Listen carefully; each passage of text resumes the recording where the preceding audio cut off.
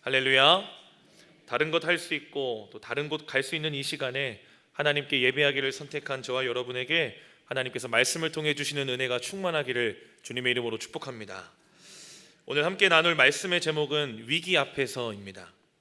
여러분, 위기라는 단어는 참 흥미로운 단어인데요, 사진 한 장 볼까요? 이 위기라는 말은 두 가지 뜻이 합쳐져 있습니다. 첫째로 위태롭다, 위험하다라는 의미와 둘째로 전환점, 계기, 기회라고 하는 뜻이 합쳐진 단어가 위기입니다. 그래서 단어의 본래 의미로 위기란 무조건 기회라고 하는 긍정적인 의미가 아니라 이 위기를 통해 누군가는 망할 수도 있고 누군가는 도약할 수도 있는 전환점, 갈림길이라는 뜻이 바로 위기입니다. 같은 위기를 만나도 어떤 사람은 그 위기를 디딤돌로 삼아 도약합니다. 그러나 반대로 어떤 사람은 그 위기 앞에서 무너지고 주저앉고 망하게 됩니다. 그렇기에 위기는 전환점이며 갈림길입니다. 따라서 내가 위기 앞에서 어떻게 반응하느냐에 따라서 그 위기는 파멸이 될 수도 있고 반대로 도약의 기회가 될 수도 있습니다. 한 가지 분명한 사실은 저와 여러분의 삶에는 반드시 위기가 찾아온다는 겁니다. 여기서 위기 없이 살아온 사람 있으실까요? 없으시죠. 또 앞으로도 위기 없이 살 사람도 아무도 없습니다. 가정의 위기가 있을 수도 있고 관계의 위기, 재정의 위기, 건강의 위기, 또 신앙의 위기 등 이번 한 해 수많은 위기들이 우리 삶에 찾아올 줄로 압니다. 그렇다면 오늘 우리는 느헤미야 4장의 말씀을 통해 하나님의 사람이라면 위기 앞에서 어떻게 반응해야 하는가, 이 질문의 답을 함께 찾아가며 은혜의 말씀을 좀 나누기를 원합니다. 첫째로, 위기 앞에서 가장 먼저 기도해야 합니다. 오늘 함께 읽은 느헤미야 4장은 남유다 백성들이 70년의 포로 생활을 마치고 3번에 걸쳐서 귀환을 하는데 마지막 3차 귀환에 해당되는 이야기가 오늘 느헤미야 4장의 이야기입니다. 특별히 1차, 2차, 3차 귀환 때마다 지도자가 있었고 하나님이 그들에게 주셨던 미션들이 있었습니다. 사진 한 장도 볼까요? 이 1차 귀환 때는 지도자가 스룹바벨이었고 스룹바벨과 백성들이 해야 되는 일은 무너진 성전을 재건하는 일이었습니다. 그리고 2차로 지도자 에스라와 백성들이 해야 되는 일들은 무너진 신앙을 재건하는 일이었습니다. 그리고 오늘 마지막 3차 지도자 느헤미야와 백성들이 해야 되는 일은 무너진 성벽을 재건하는 일이었습니다. 그래서 느헤미야는 지도자가 되어서 3차로 귀환한 백성들, 그리고 1차로 귀환한 백성들의 후손들과 바로 직전에 귀환했던 2차 백성들과 함께 하나님께서 주신 이 무너진 성벽을 재건하는 일을 감당해야만 했습니다. 여러분, 성벽 재건을 앞둔 백성들의 마음과 이 공동체의 분위기가 어땠을까요? 오랜만에 만나는 얼굴들을 보면서 반가움도 있었을 것이고, 또 귀환해서 조국 땅을 다시 밟아보니 알게 모르는 그 뭉클함도 있었을 것이고, 또한 이제 성벽만 재건되면 된다는 어떤 기대감 등 참으로 이 모든 것이 좋지 않았을까라는 생각이 듭니다. 하지만 설레임도 잠시, 뭉클함과 기대감도 잠시, 이들에게 곧바로 위기가 찾아옵니다. 1절부터 3절까지의 말씀 우리 다시 한번 읽어보겠습니다. 산발랏이 우리가 성을 건축한 다음을 듣고 크게 분노하여 유다 사람들을 비웃으며 자기 형제들과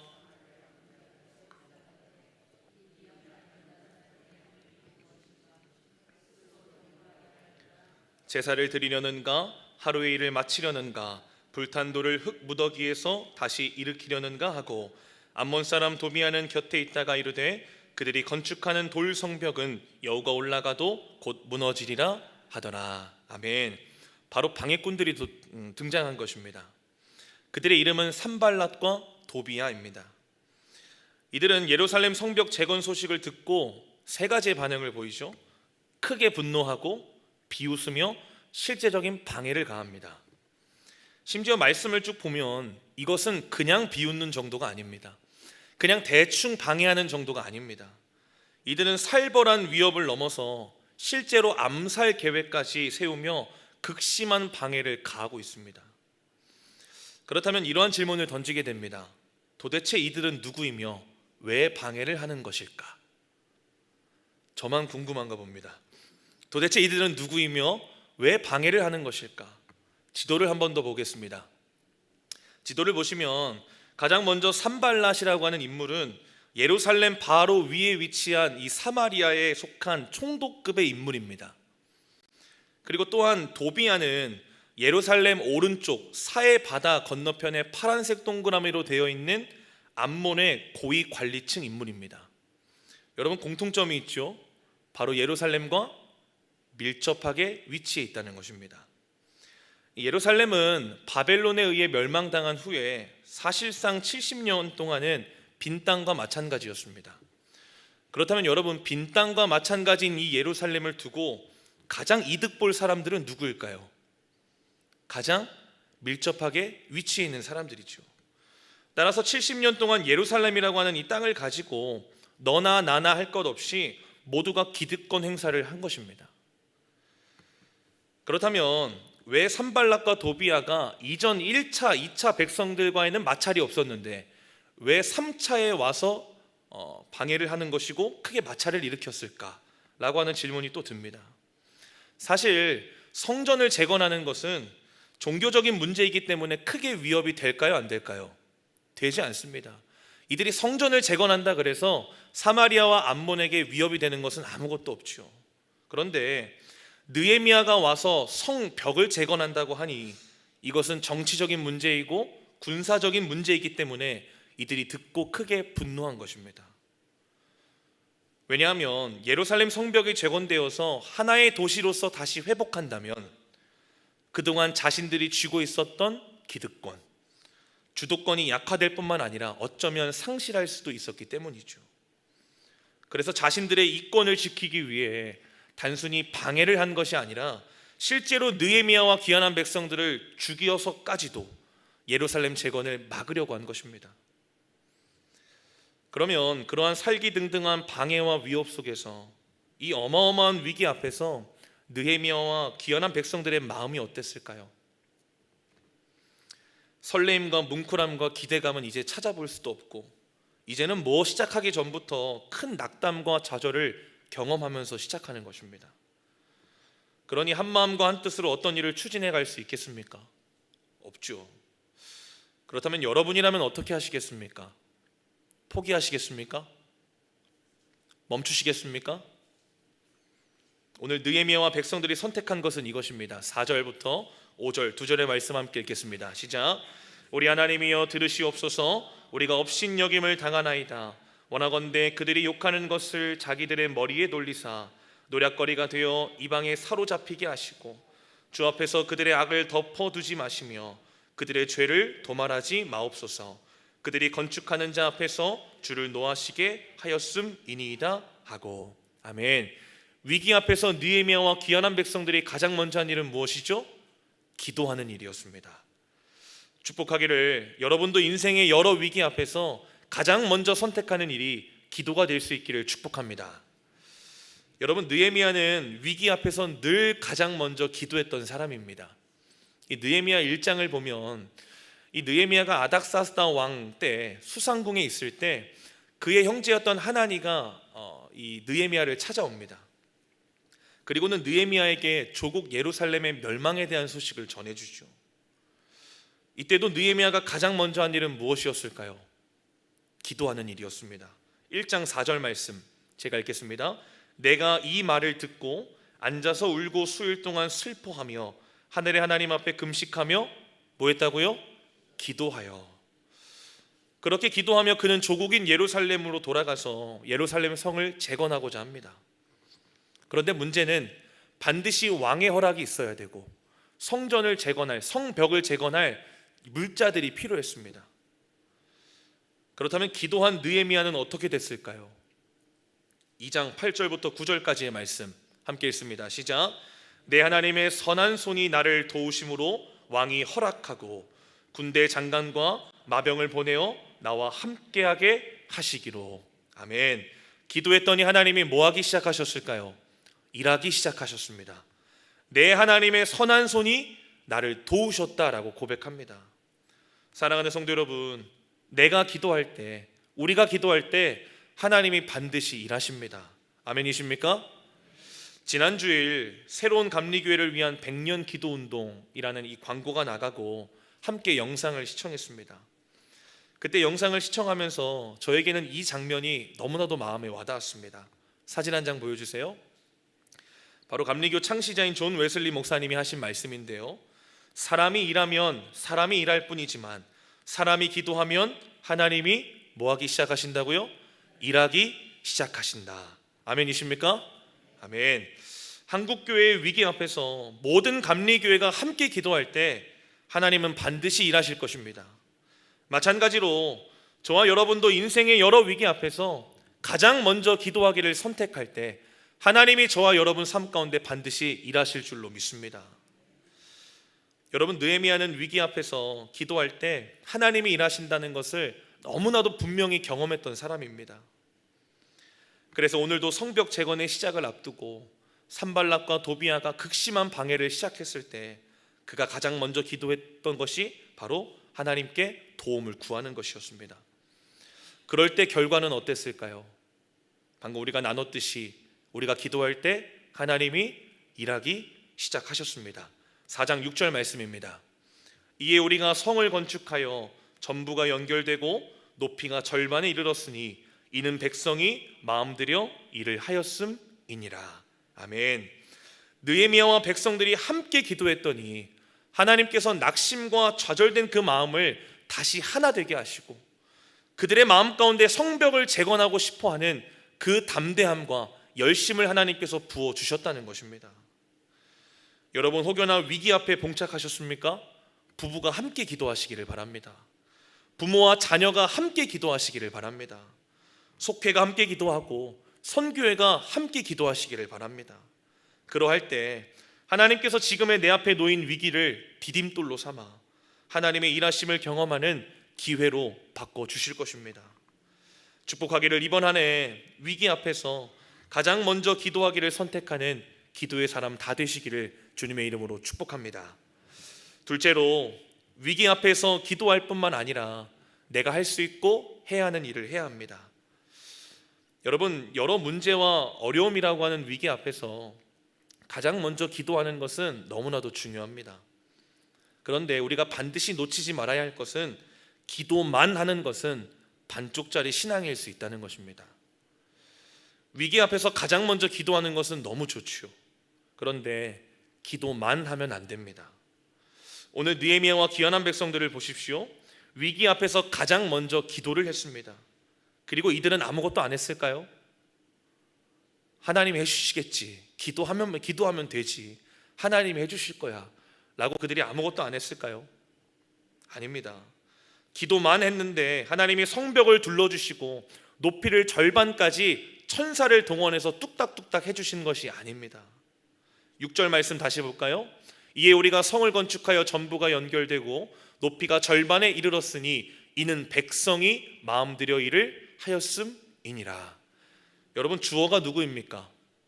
우리가, 백성이. 일한 것은 누구죠? 백성이 일을 한 것이죠. 그들은 기도만 하지 않았습니다. 기도도 하고 성벽을 재건하는 일에 최선을 다했습니다. 오늘 성경이 우리에게 주는 교훈이 바로 이것입니다. 여러분, 기도했다면 움직여야 합니다. 기도했다면 내가 할 수 있고 해야 되는 일에 대해서 최선을 다해야 합니다. 여러분, 시험에 합격하려면 교회를 가야 될까요? 도서관을 가야 될까요? 도서관을 가야 되죠. 왜 그럴까요? 공부는 안 하면서 주구장창 교회 와서 하나님 붙여 주시옵소서라고 기도하면 하나님이 얼마나 난감하시겠어요. 여러분, 혹시 누군가와의 관계에 문제가 있으십니까? 혹여나 화해해야 되는 관계가 있으십니까? 그러면 하나님, 그 사람의 마음을 풀어주십시오. 틀어진 이 관계를 하나님 회복시켜 주십시오 라고 기도만 하면 안 됩니다. 기도도 하고 먼저 다가가 내 손을 내밀 줄 알아야 합니다. 무슨 뜻일까요? 내가 할 수 있는 일이 있고 내가 해야 하는 일이 있지만 기도만 하는 것은 어쩌면 가장 어리석은 모습일 수 있다는 것입니다. 물론 정말 유일하게 기도밖에는 답이 없는 문제들도 있습니다. 그러나 그렇지 않은 경우를 오늘 말하는 것입니다. 요즘 저희 청년부가 성경 통독에 도전하고 있습니다. 그리고 특별히 성경 읽기와 서로를 위해 중보하는 훈련도 같이 하고 있는데요. 특별히 저희 청년부는 매주 목장 모임을 마치고 나서 각자 나눴던 기도 제목들을 단톡방에 올리고 제가 정리해서 전체 기도 제목을 단톡방에 한 번 더 올려줍니다. 그러면 청년들이 한 주 동안 그 채팅방에 들어가서 기도 제목을 보면서 누군가를 위해 중보 기도하는 훈련을 하는 것이죠. 그래서 그런지 청년들의 기도 제목 중에 잊지 않고 말씀 읽기, 잊지 않고 중보 기도하기 등의 내용들이 많이 올라옵니다.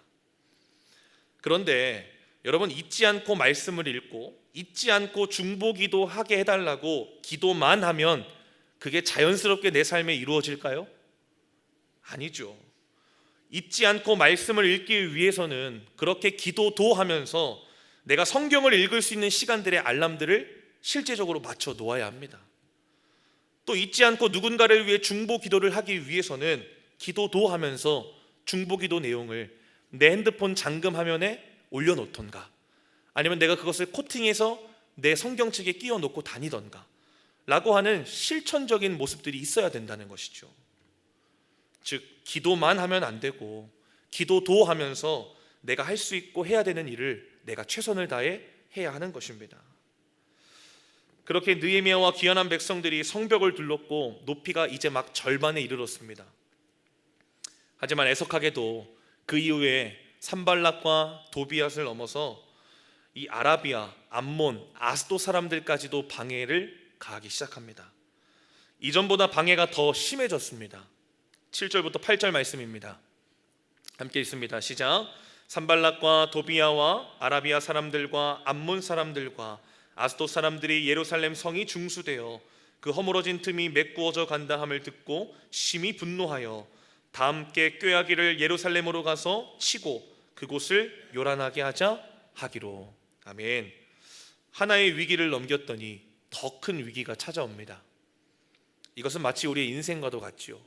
하나의 파도를 잘 넘겼더니 더 큰 파도가 우리 삶에 기다리고 있습니다. 하지만 느헤미야와 백성들도 보란듯이 또 가장 먼저 하나님께 기도합니다. 9절 말씀입니다. 우리가 우리 하나님께 기도하며 그들로 말미암아 파수꾼을 두어 주야로 방비하는데. 또 가장 먼저 뭘 했죠? 기도를 했습니다. 그런데 기도만 하지 않았습니다. 기도도 했고 본인들이 할 수 있고 해야 되는 일을 했습니다. 무엇이죠?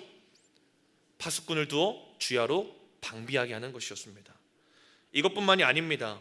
13절과 14절의 말씀을 보면 파수꾼을 세워 주야로 방비하는 것을 넘어서 일하는 모두에게 칼과 또 활과 창을 가진 병력들을 세워둡니다. 그리고 일을 할 때는 한 손에는 일할 수 있는 장비를 들고 한 손에는 칼을 들고 일을 하게 합니다. 그리고 나팔을 부는 소리가 혹여나 들린다면 모두가 모여서 원수들과 싸울 수 있는 준비태세를 하게 만들었습니다. 여러분 기억하십시오. 건강한 신앙은 기도만 하는 신앙은 아닙니다. 기도도 하면서 내게 맡겨진 일상을 살아내는 것입니다. 행함이 없는 믿음은 죽은 믿음인 것처럼 일상이 없는 기도는 허무한 기도가 됩니다. 이들에게 일상이란 성벽을 재건하는 일이었고 실제로 방해하는 원수들과 싸우는 일이었습니다. 여러분 기도는 하나님께 맡기는 것이죠. 그러나 그렇다고 해서 기도한 이후에 나는 아무것도 안 해도 된다는 뜻이 결코 아닙니다. 위기 앞에서도 내가 할 수 있는 일, 내가 해야 하는 일이 반드시 있습니다. 그렇게 여러분 기도할 때 하나님, 내가 이 위기 앞에서 무엇을 할 수 있습니까? 내가 무엇을 해야 합니까? 무엇을 하기를 원하십니까? 라고 묻는 지혜로운 기도가 우리에게 있어야 할 줄로 믿습니다. 그렇게 우리가 기도할 뿐만 아니라 나의 일상을 최선을 다해 살아갈 때에 한번 따라해 볼까요? 하나님도 우리 삶에 최선을 다하여 일하기 시작하신다. 우리가 기도할 뿐만 아니라 내가 살아내야 될 일상을 최선을 다해 살아갈 때 하나님도 우리의 삶을 위해 최선을 다하기 시작하십니다. 20절 말씀 함께 읽습니다. 20절 말씀, 4장 20절 말씀입니다. 시작. 너희는 어디서든지 나팔 소리를 듣거든 그리로 모여서 우리에게로 나아오라. 우리 하나님이 우리를 위하여 싸우시리라 하였느니라. 아멘. 위기 앞에서 가장 먼저 기도하며 하나님이 맡기신 일들을 최선을 다해 감당할 때 하나님께서도 그들을 위해 당신이 하실 수 있는 최선을 다하기 시작하십니다. 물론 이 이후에도 여전히 위기는 있었습니다. 그러나 기도하는 자에게 위기를 기회로 바꿔주시는 분이 바로 우리 하나님이십니다. 우리 마지막으로 6장 15절 16절 두 절의 말씀 함께 읽고 말씀 마무리하겠습니다. 시작. 성병 역사가 52일 만에 엘룰월 25일에 끝남에 우리의 모든 대적과 주위에 있는 이방 족속들이 이를 듣고 다 두려워하여 크게 낙담하였으니 그들이 우리 하나님께서 이 역사를 이루신 것을 알미니라. 아멘. 여러분, 누가 이 역사를 이루셨다고 합니까? 우리 하나님께서. 위기 앞에서 가장 먼저 기도했더니 또 기도할 뿐만 아니라 내가 할 수 있고 내가 해야 되는 일을 최선을 다해 감당했더니 결국 하나님이 일하시고 역사하심으로 위기가 기회가 되도록 하나님이 역사하셨다는 것입니다. 축복하기를 이번 한 해 저와 여러분 삶 가운데 여러 위기가 있을지라도 기도를 통해 이러한 하나님의 일하심과 역사하심의 순간들로 가득 채워지시기를 주님의 이름으로 간절히 축원합니다. 기도하겠습니다. 하나님, 여기 모인 모두가 각자 다른 위기 가운데 처해 있고 또 이번 한 해를 살아가며 위기 가운데 처할 것입니다. 하나의 위기를 넘기면 또 다른 큰 위기가 기다리고 있는 것이 우리 연약한 인생입니다. 그러나 이 시간 말씀을 통해 위기 앞에서 가장 먼저 기도할 것을 믿음으로 결단합니다. 우리가 기도할 때 하나님 반드시 일하여 주시고 역사하여 주시옵소서. 하나님의 선하신 손길로 도우시고 인도하여 주시옵소서. 신앙의 위기, 건강과 관계와 재정과 가정의 위기, 여러 위기 가운데 기도만 하지 않게 하시고 기도도 하며 이 위기 가운데 내가 할 수 있고 해야 하는 일들에 최선을 다하는 건강한 그리스도인 되게 하여 주시옵소서. 주님께 맡겨드린다 하며 핑계치 않게 하시고 늘 하나님께 위기 가운데 내가 무엇을 해야 하며 무엇을 할 수 있는지를 여쭈며 최선을 다해 맡기신 일들을 감당하게 하여 주시옵소서. 그러할 때 성벽을 재건한 뒤 하나님께서 이 역사를 이루셨습니다 고백했던 느헤미야와 귀환한 백성들처럼 이번 한 해 끝에 동일한 믿음의 고백을 올려드릴 수 있는 우리 모두가 되게 하여 주시옵소서. 감사드리며 예수님의 이름으로 기도드립니다. 아멘.